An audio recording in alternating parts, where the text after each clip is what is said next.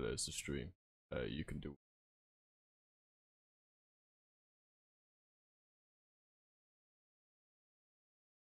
Mm-hmm.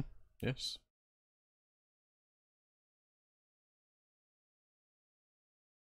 Yes.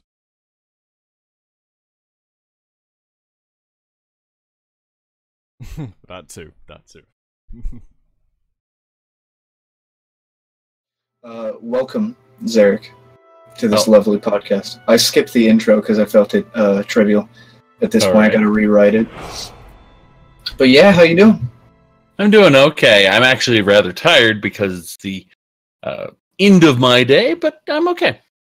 You know what? That's fine. We only ever do this at the end of days, as it is spookier if it is at night. But I do have a question for you, as I have a question for every first guest. What is your paranormal experiences, or do you believe in spirits, or etc., whatever that question may lead? Well, if you drink enough, you will eventually see what appear to be ghosts going around corners. Now, it might just be the cat. We don't know. But if you are drunk enough, you can sometimes see what appear to be ghostly apparitions. Yeah, they will be alcoholic-induced transcendence into a realm in which you can perceive the spirits of alcohol. That is very possible. In fact, I believe World of Warcraft referred to them as elementals. Elementals. I like that. So, is your view of spirits only within this realm of elementals? I'm afraid so. I have never observed anything paranormal outside of being in a, how shall we say, enhanced state. Yes, well, that's good. I guess that answers the question for us. I also happen to never have experienced anything supernatural, which doesn't help anyone's case, especially mine, considering the theme of this podcast. I would say the fact that you've managed to create this cult around yourself, despite nothing actually having happened, is in unto itself a paranormal feat. Yeah, it's a feat of endurance, if anything. But I did have a few things that I would like to pick at, some ideas that have been plaguing me. It would be the idea of a cosmic perspective, relatively. So, compared to other perspectives that one might have. Now, I say this is plaguing me because lately I've been diving, you could say diving, into different ideological differences between religions, and I've been coming to some point of, like, there's if every religion was a road, it seems to be colliding at this idea, and this idea is what I'm trying to figure out. Okay. Is the truth of it, right? Because each religion has fundamentally the same concept. Okay. Where there's a creator, and then there's the people who have been created, and then the world that we exist in from that creation. And what's been kind of bugging me is how they all somehow maintain these similarities but differ, and then have started wars over virtually the same concept. Like, if you compared the literature, it's like the only difference would be books. So Catholicism and Christianity run with different versions of the same book. And then it's this interpretation that's been rather confusing me, because personally I would identify with more of a atheistic philosophy. So early on in my life, I was diving into every sort of thought process. I was trying to figure out what fit with me, so that I knew that I was in fact against what I'm saying I'm against. Because I don't want to claim to be atheist and know absolutely nothing or be ignorant to what all of religion on a whole has to offer me. So I read some of the Bible, I read some of the Quran, the translated, and it all just seems fundamentally the same. And so that's been bugging me. Because I don't know why we would have wars for thousands of years over virtually the same concept. Okay, there's two main reasons. First of all, when money or structures of power enter into it, it corrupts the foundation of whatever the religion originally stood for. Look at the papal authority, the Pope, for example. The Council of Cardinals and voting of the Pope was, at least until more recent times, a great exchanging of resources. Certain cardinals would be promised land if they, voted for this particular person to become pope. Things of that nature. It was a great system of bribes. The Catholicism, at least during, not now, but during a good period of time, it was very, very corrupt. And I'm not saying it's not corrupt now. I'm not saying that it, was corrupt at its foundation. But when money and politics enter into it, it becomes corrupted. Now, as for the Middle East, it's too hot and there's not enough water, so resources are to blame. You know what? The thing with Catholicism that interests me is they had it written in that a certain amount of income has to be provided so that you can make the Lord happy, which I found relatively interesting. Well, Catholicism also didn't allow for money to be lent. And in other words, the concept of money becoming a good, because money isn't anything other than a concept. So money becoming a product, that is traded, that was a no-no. So none of them were allowed to trade money. What happened was we had a subclass of people who they weren't allowed in any of the guilds because they weren't proper Catholics. So, or should I say proper Christians. So what did they do? They traded money. And so, that's why a certain subclass of people right now are the most wealthy bankers. I think I have a idea of what subclass you're referring to. Yes, and it's because the church discriminated against them that they're in the position they are now because they had to make do. But something else I found interesting about that particular subclass is the percentage of that subclass getting Nobel Prizes. I couldn't speak on that topic. I don't really know. I know a little bit. The subclass we're referring to, of course, is Judaism. They have their religion has taken the number one spot of people to claim Nobel Prizes. At 85% of people ever to get the Nobel Prize are of Jewish faith, and they also have the highest standardized IQ. Interesting.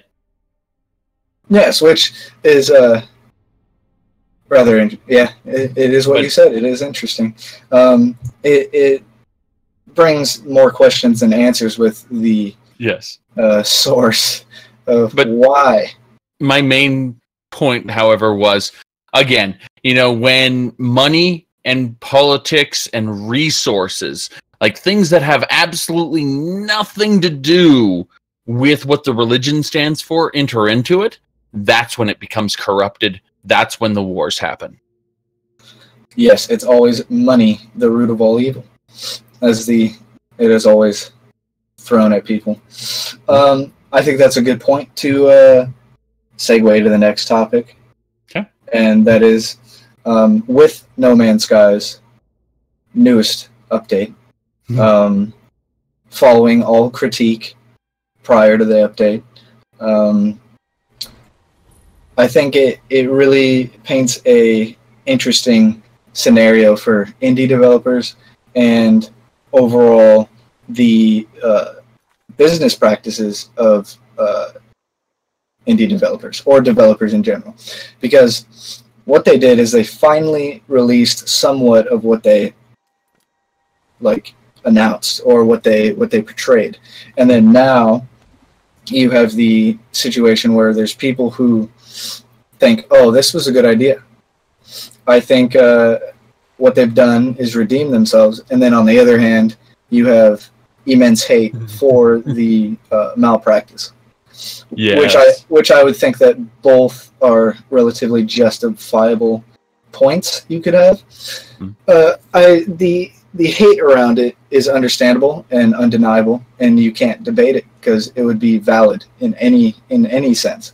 But then the support of it is valid in the sense that they have delivered somewhat on what they promised. May it be 2 years late and not without its flaws, it is now what they presented to be. So then you have support, which is warranted. Their community saved them. The core fan base saved them. And then you have the haters, who are valid. But in the end, everyone always votes with their wallet. Yeah. So, No Man's Sky, very interesting how it worked, because they were working on the game originally without very much support at all. They just, started, and then their office got flooded, and they lost a huge chunk of work after they signed a contract. That contract kind of forced them to have a due date, and rather than own up to the fact that, hey, this isn't going to be what we really want right now, but we promise we're going to support and update this and keep it going, Sean Murray lied through his teeth. He put on a big grin, and he put out so many lies. Not just misleading people. He wasn't a Sean Murray. Sean Murray is famous for going and spouting his ideas as opposed to what, the developers could actually do. He's not a Sean Murray. He is a what's it? I had lost the name. Peter Molyneux, sorry. Peter Molyneux was the one I was thinking of. Okay. My point is that Sean Murray isn't a Peter Molyneux. He's not indirectly misleading people. He did it on purpose. And that's why I will always refer to the game as One Man's Lie. Even though I went ahead and picked it up, and I'm enjoying it. I did 6 hours of it today. Really enjoyed it. But I will never not refer to it as One Man's Lie, because that's what it was. And it was intriguing for me.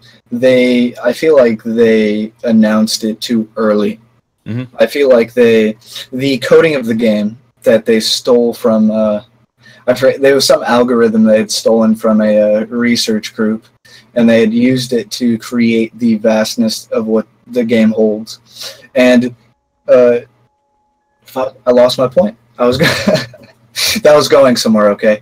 Well, as far as I think I remember. Okay. I don't. This is that was going. I had some grand point to that, and I lost it. I got distracted. Well, the interesting thing about the quality, quality, only the highest quality, yes, only the highest quality here, where we trail off and forget what we're talking about. Don't worry about it, because I had something I was just going to pop in with and run over the time until you remembered. And the moment you interrupted again, I forgot it. So now we're here talking about absolutely nothing. You know what? This is what I like to see. This is the quality that I strive for. There we go. But you know what? It makes it real, and that's what makes it enjoyable. Mm-hmm. But there's nothing. I could sit here and think for a while, but it's better if we continue. Yeah. But the overarching idea is that they failed to deliver, but then they strived and ended up achieving something regardless of their hate. But either way, I personally enjoy the game for what it holds, despite. I'm more of like an in-between with it. I hate it, and I love it, and I hate it because I love it, and it pulls me apart because I bought the game at full price when they announced it. Let's establish here what was promised, and I find that very often when I'm on a podcast, there's an issue that a lot of people have when they run podcasts. They don't establish things for the listeners because you get a first-time listener who's like, I don't know what this topic is. What are they talking about?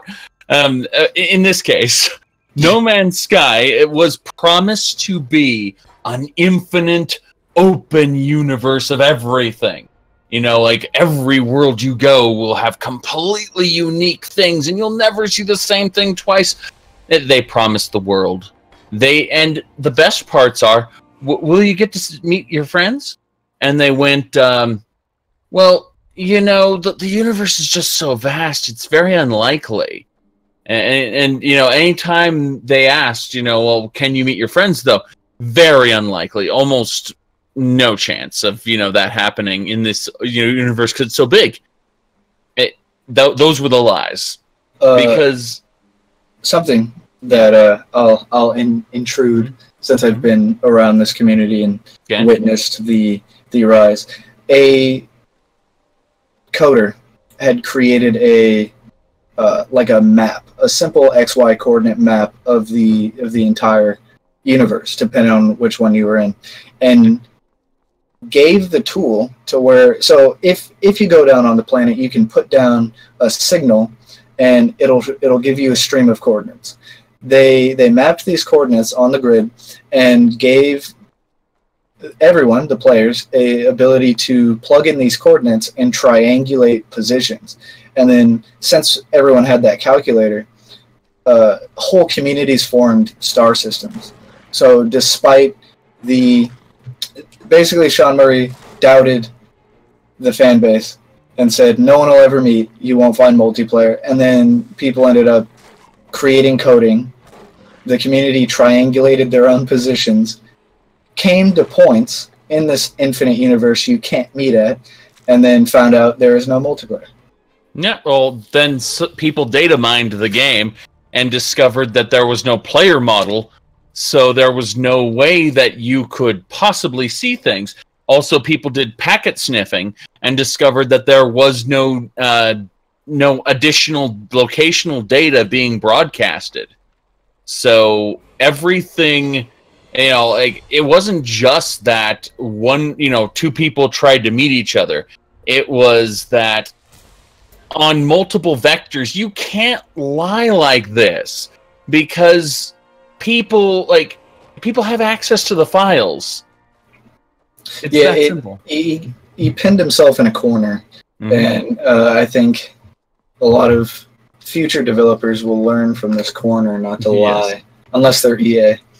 Now, the funny part is, like, we have this side where multiplayer is finally fleshed out. I spent, again, 6 hours today playing with a friend, and it worked. There were no problems with it. Yeah, it feels a little shallow in the sense that you can't actually interact with the other person in a meaningful way. Like, if you want to trade, it just kind of teleports the item into their inventory. You know, there's no physical... The physical items don't exist in the game world. So it's all bare bones. Pun intended. That kind of takes away from the interaction aspect, at least. But they delivered on the multiplayer, and that's good. However, we will never actually see what they promised in the sense of the universe being truly infinite, truly unique. At the end of the day, we see one creature that looks almost identical to another creature, and it maybe has a slightly different set of legs, or hooves instead of feet, or something like that. But in all other respects, it's the exact same creature. I think it was a good example, at least, to gaming development as a whole, as to where we can go and good practices on developers' part. Because after that event, that was like I hate to use this analogy, but it's the 9/11 of game development, where after 9/11, TSA, all of airport security overhauled. And so No Man's Sky was the 9/11 of preaching your game. So now every game developer is being doubted up until release.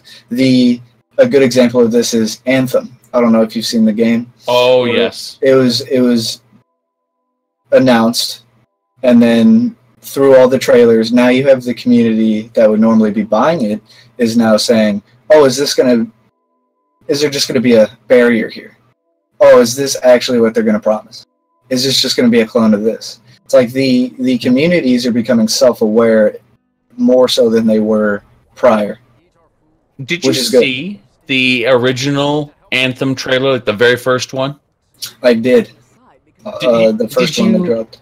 Did you see the way they had those the game changers or whatever their names were, those actors basically voicing people in the game as if they were actual players playing?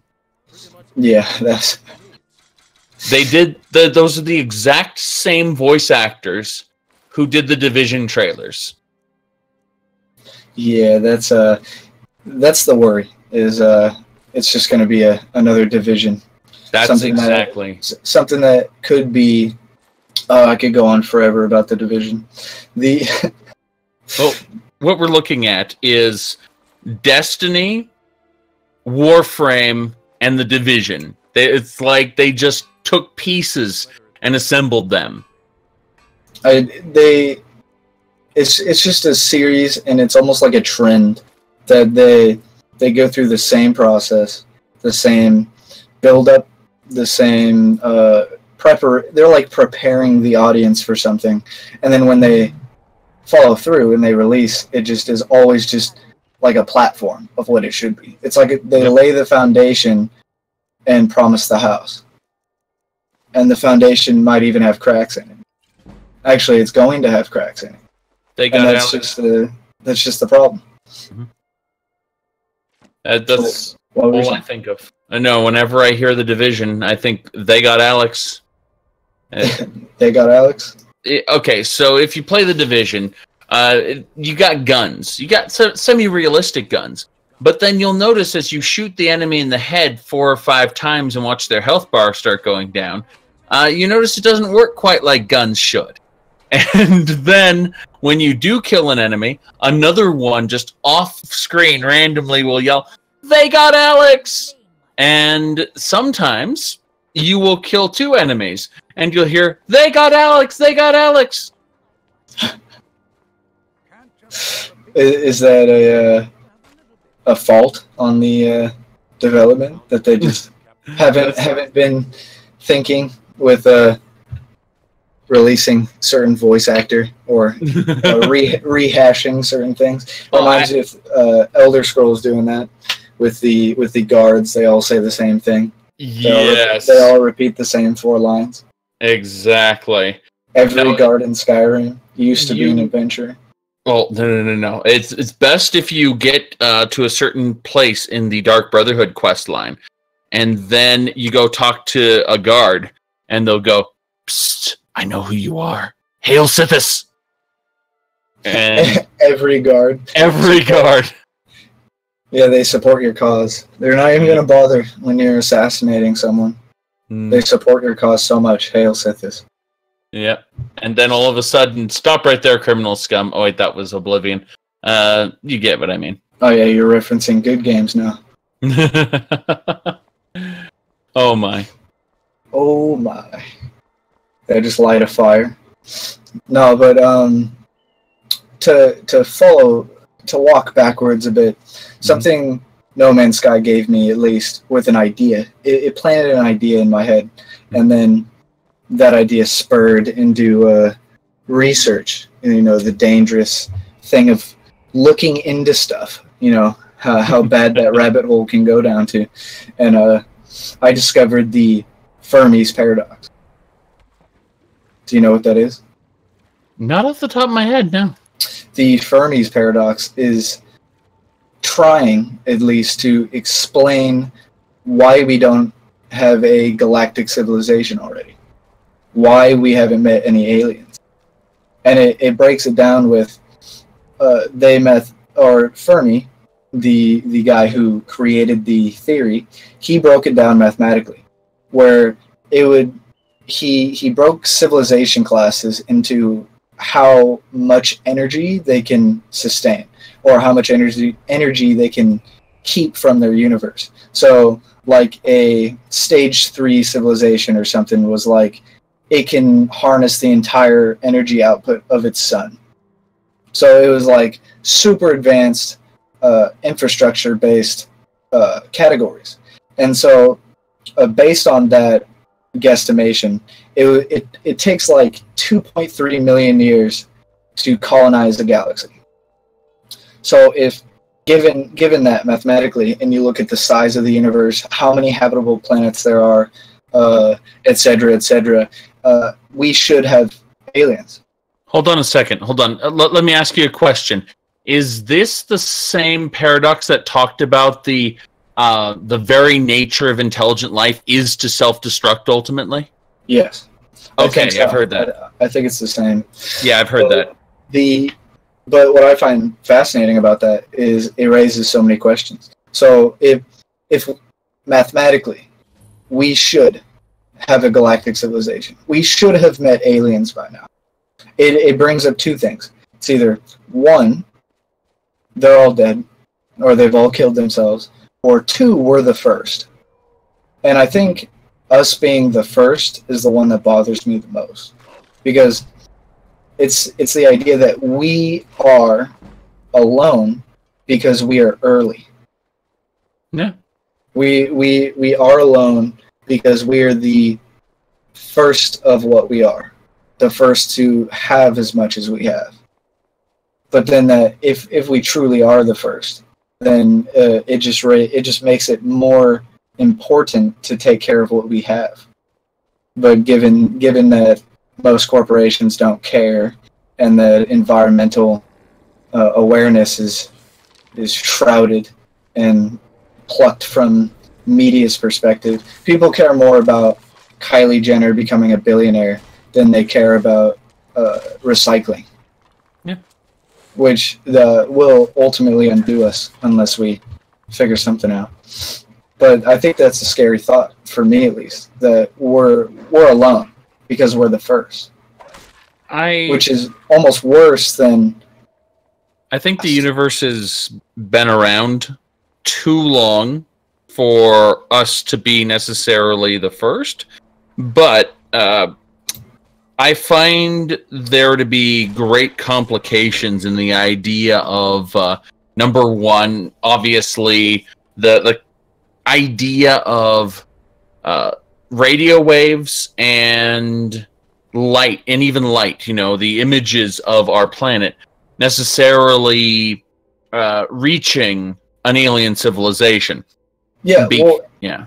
If I'm gonna take what you said and make it better.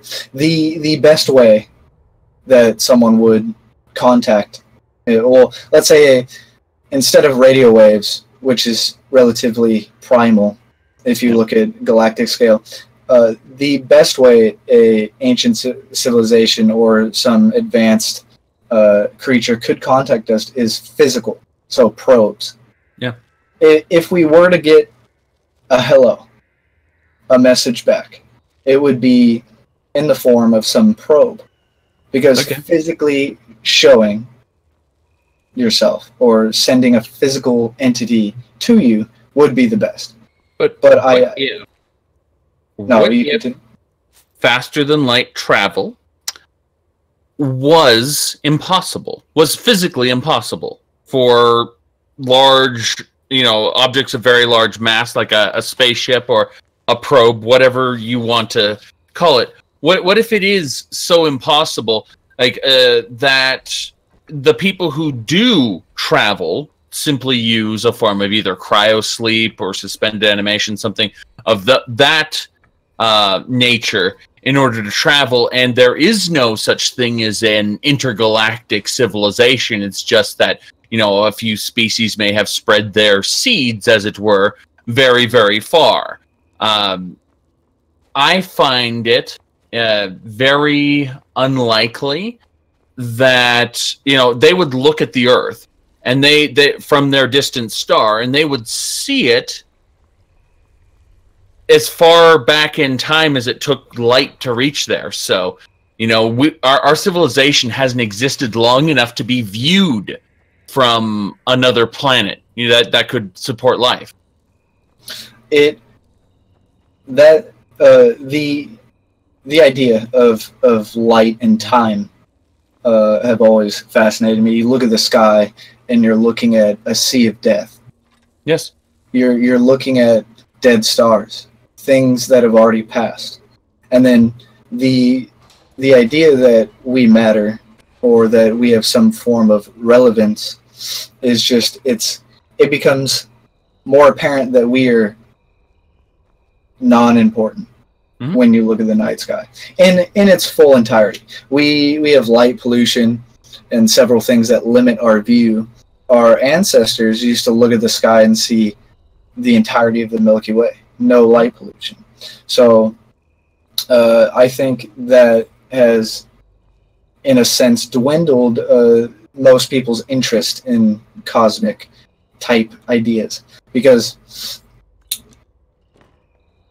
if you compare it to ancient civilizations creating religion, they look at the sky and they see all these different cosmic things happening in its entirety. And then you compare today, we maybe see one or two stars. Yeah. And I think it's that idea that we only see one or two stars. And I guess that's why we're uninterested. Yeah, I've been out to the desert and I've seen tons and tons of stars, so I don't know where people... I get that, in the city, in the largest population centers, you don't see them, but I've been out in the middle of nowhere and I've seen quite a beautiful display in the past. But how many people go out to the desert? Very few, most likely. How many people really have an interest in this? And it just, I don't know. It's sad. And there are people in the real world who believe that NASA and everyone who claims to have been in outer space are a part of a vast conspiracy, and that no one has ever been to space. And the people who have know that the Earth is flat. They know it's flat. I have a good friend whose wife was a British astronaut. She's been to space. She's seen it. And there are other people who've called her a liar and various unflattering words because they don't believe what she said is true. Really? They don't believe. Mm. I find another thing interesting. This was a story I had read quite a few years ago. Buzz Aldrin, the second man to set foot on the moon, the man who went with Neil Armstrong, he was walking out of I believe a courtroom, and a man with a Bible walked up and asked him to swear on the Bible that he had been, done what he had done. Mm-hmm. And Buzz responded by punching him in the face. Yes. And I think that's beautiful. Because Flat Earthers made me coin the phrase kicking toddlers, where people who are so far removed from reality that giving them an insight or giving them knowledge would be akin to kicking a toddler because of their capacity to receive knowledge or perceive the world. And they're just not there. And it'd be like I come up to you and I say, "Oh, the sky is purple," and you're like, "Well, you can look up and see that it is in fact blue," and I will continue to tell you it is purple. It is those kind of people that if if you dive into their realm of thinking, it becomes a waste of time. Absolutely. And this, for me, can fall into any category. Could we get the guy who runs this podcast to display this image? I've sent it to you. You could send it to... All right. I don't... Yes, that might work. Yes, displaying that image would be great. Yes. All right. So as far as flat earthers and such go, there are people who are that far removed from reality, and you need only look on the internet, search for a concept known as gang stalking. Have you ever heard of it? I have not. All right. So the concept of gang stalking is when an individual notices things around them. They notice that, whenever they want to go to sleep, someone will cause noise to wake them up. Like maybe a child crying next door, or there will be street repair, or whatever is causing noise. A helicopter may come over their house at the exact same time every other day, in which case they know that there is a conspiracy to harass them, and that it's being covered up by the police and by everyone. But they'll look and they'll see a guy brush crumbs off his shoulder or something. He'll just brush his shoulder lightly, and the person who's being gang stalked, he knows that what that actually means is he's signaling his handler that about this person's actions. You see, do you think there's a mental illness that this might be? Schizophrenia. Yeah, it's probably schizophrenia. Here's the thing, though. A group, if a schizophrenic person comes up with these ideas, it's possible to help them through therapy, through obviously understanding the context that they are sick. However, when groups of schizophrenic people meet on the internet, they take each other's theories and they tell each other as if their theories were truth. And by sharing their schizophrenic ideas, they've created this thing known as gang stalking. I feel like that line of thinking, or I should say rather that idea that you can find a like-minded person on the internet regardless, that has leaked, that gang stalking type. That'll be the name for it. I've seen that happen with paranormal things. I've been online looking around, and there's people who convince themselves and other people of their own ideas versus working through it or trying to figure out a rational.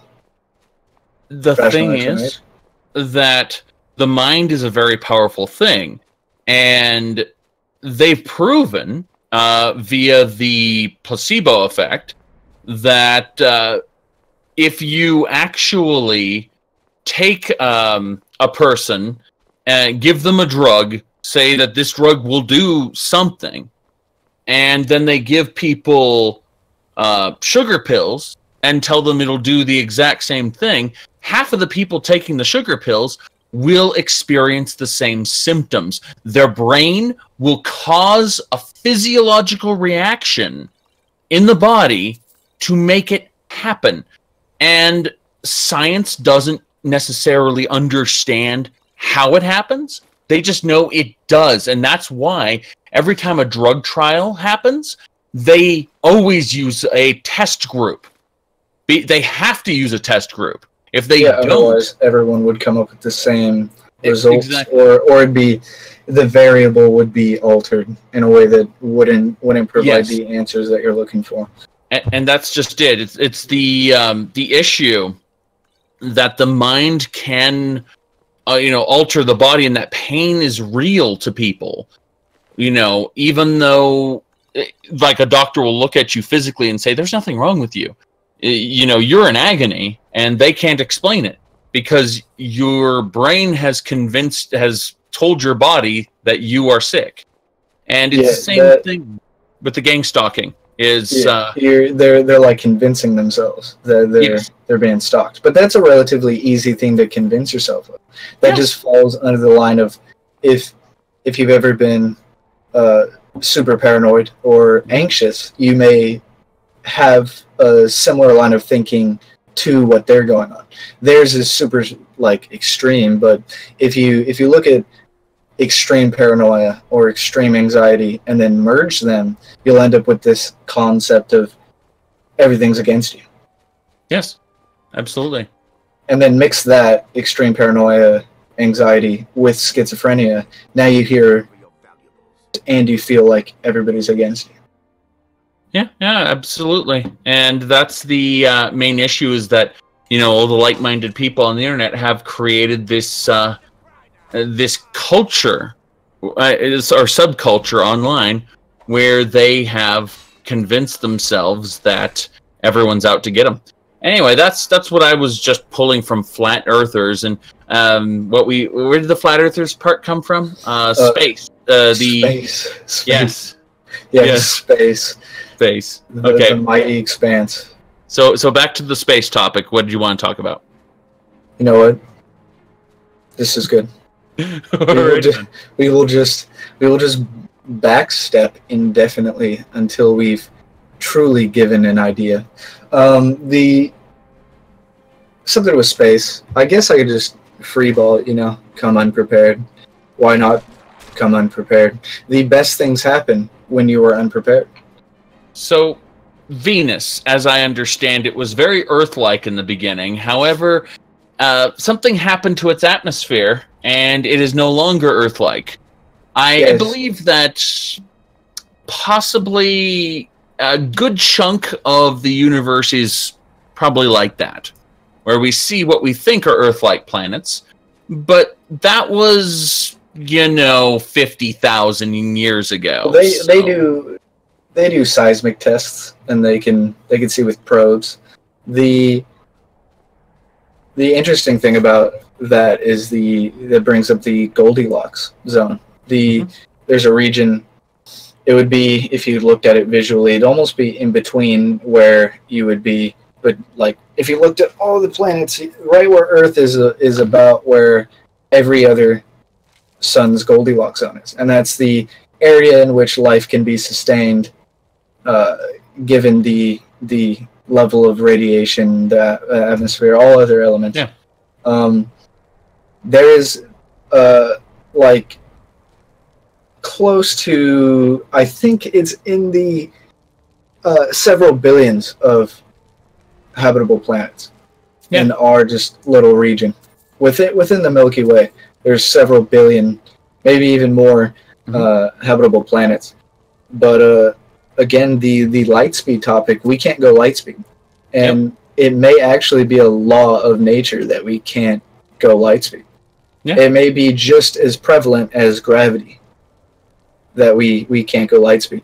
And that thought has brought me to the conclusion that maybe, or the idea that maybe the universe doesn't want us to meet other intelligent life. Not like it's sentient, not like the universe is a living being, but rather that the laws of nature are preventing us from interacting with interstellarly.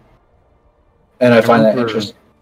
There was a Japanese cartoon. I want to trigger as many people as I can by calling it a Japanese cartoon. Yes, Japanese cartoons. Yes. It was called Scrap Princess, and like it started out as a medieval series. And then you find out, no, this is like super post-apocalyptic. What happened was humanity got smashed back into the medieval times by a coalition of alien races. It turns out a huge alliance of alien races that all looked at humanity and were like, well, fuck, these people are like a virus. Like, no other species, no other spacefaring race in the universe is like humans. Humans are toxic by their very nature and must be eradicated. And then some of the others were like, hold on a second. Eradicating entire species, that is not right. Let's keep them contained. And so that was the whole reason they were beaten back into the Stone Age, basically. There was a South Park episode where they discovered light speed. And so since doing that, all of the intergalactic organizations were like, okay, now Earth's on the playing field. So they came down and they did a robber was like, oh, we have this space money. Can you hide it for us? And they're like, yeah, of course we'll hide it. And they called up all the international leaders and they all had this space money. And then the cops came, the space cops, and they were like, oh, do you know where the money is? They're like, no. We don't know where it is. And then they inflated the income. They were all using space money. And then by the end of it, they're like, oh yeah, no, this was just a test. And we've proven that you're not capable of being honest. And so they just trapped them in a little bubble. Yes. They can't ever go anywhere. Yeah. It'd be somewhat similar to that. I've thought that for a while that there's an entity that knows about us, but they just don't interact because we're not ready. Yeah. So more than likely, we're alone. Absolute. You ever seen the series Babylon 5? I have not. It is by far the best science fiction series that has ever been made, as far as television goes. What would you say is, film-wise, would be your favorite sci-fi? That's a very good question. I mean, I personally like Stargate because, as a movie, it was a good expression of what humans would really do. Like, this is we've gone through a gate, we've checked it out. Okay, let's set up a nuke and let's blow the whole thing up once we realize we can't go home. It was the least optimistic, but at the same time, it was the most grounded, I feel, is in science fiction movies. My editor and I disagree on this point, but I believe that 2001 Space Odyssey was one of the best, or not the best, sci-fi film. And I say that. And now this is, I have to clarify, because this will probably raise a lot of alarms for some people.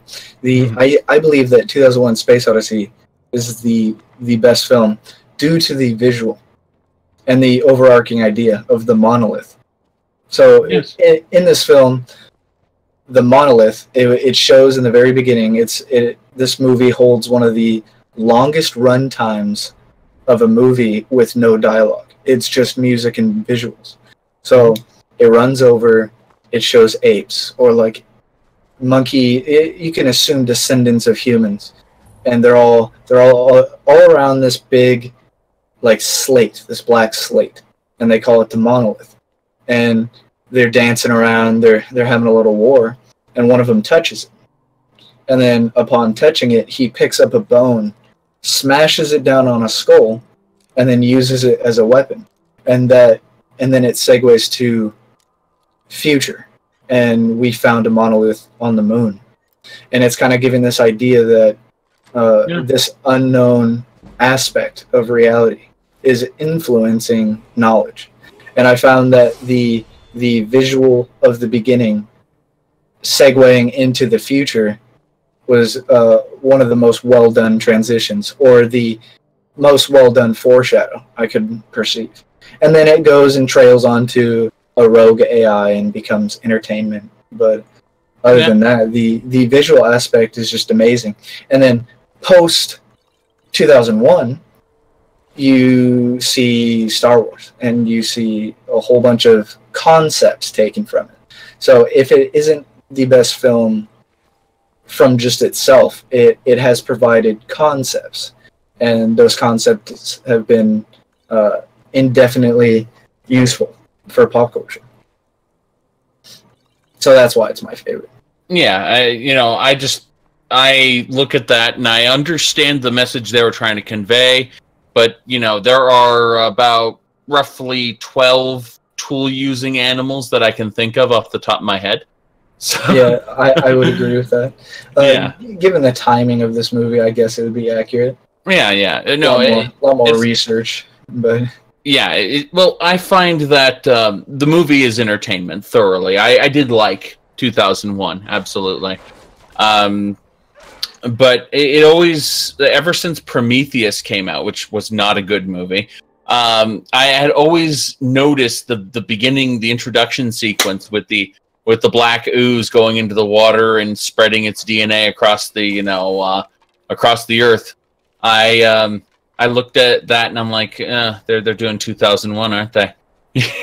yeah, right. Yeah. They're just stealing concepts, but I mean, stealing a concept isn't inherently bad if it No. can provide some form of originality. It's more of a homage of sorts rather than a direct ripoff. But you run into the situation of you can't find originality anymore. Oh, everything's a derivative work. I mean, I'm working on something which is more or less derived from Dungeons and Dragons, and Dungeons and Dragons is heavily derived from Tolkien, along with a few other myths. But you look at it, and it's just a big old chain of ideas that true originality, is very rare, and when it does show up, it's very often not taken well, at least not during the author's lifetime. Yeah, you can see that exact example in Lovecraft's work. Mm-hmm. While Lovecraft didn't even take his work seriously, if you consider it from a writer's perspective of their general idea of wanting to take their work seriously, and he was criticized, and he wasn't taken seriously at the time. Fast forward 100 years, and he was just writing magazine entries. He wasn't writing actual novels. Like this wasn't high literary fiction. This was at the Mountains of Madness. I would consider a good literary work. I consider almost all his work good to one extent or another. I would say the most uncomfortable piece of work that I remember reading was Shadow over Innsmouth, and not because it was heavily referenced in Oblivion, but what it actually represents in the real world. The Innsmouth look is it's very disturbing, if you think about what it represents. And he did a lot of profound work, but he didn't do it because he wanted recognition. He did it because he thought it would be fun to do. And I think that's at the core one of the reasons he's legendary, is he wasn't attempting or striving to achieve what he had done as a byproduct of his work. And what's even more fascinating is that he created a genre unintentionally. Correct. He unintentionally created sci-fi horror in the 20s. And if you try and comprehend that, being someone in the 20s, and then now you have sci-fi horror, you don't even know what sci-fi is. You don't even know the concept of it. And then horror isn't even that. I mean, you look at like Edgar Allan Poe and other kind of dark poets, that's about as horror as you got. Absolutely. But true cosmic horror, or horror in general, he paved the way for it, unintentionally. Absolutely true. I mean, there are so many things referenced from his work, and many of them don't even have never looked at his work, but rather have looked at other things that they thought, this was really cool, I'm going to use this. And they didn't understand that the source that they were drawing from was a derivative of Lovecraft's work. Yeah, you can easily unintentionally be a derivative of his work. Yes. Because it was generalized in a category that wasn't generalized yet. Exactly. He painted on a canvas, and now everyone unintentionally adds some color here or there, but they're still on his canvas. Absolutely. So he, for me, is personally one of my favorite writers unintentionally. And I know his standing as a writer. It's more of his mythos and what he had portrayed that I like about him more than how I would judge like Stephen King or Tolkien. Let me ask you something. Have you ever seen anything by Filthy Frank? I have, yes. Are you aware of his mythos? I do know about his mythos quite well. His chromosomes. And The Peace Lords. Yes. The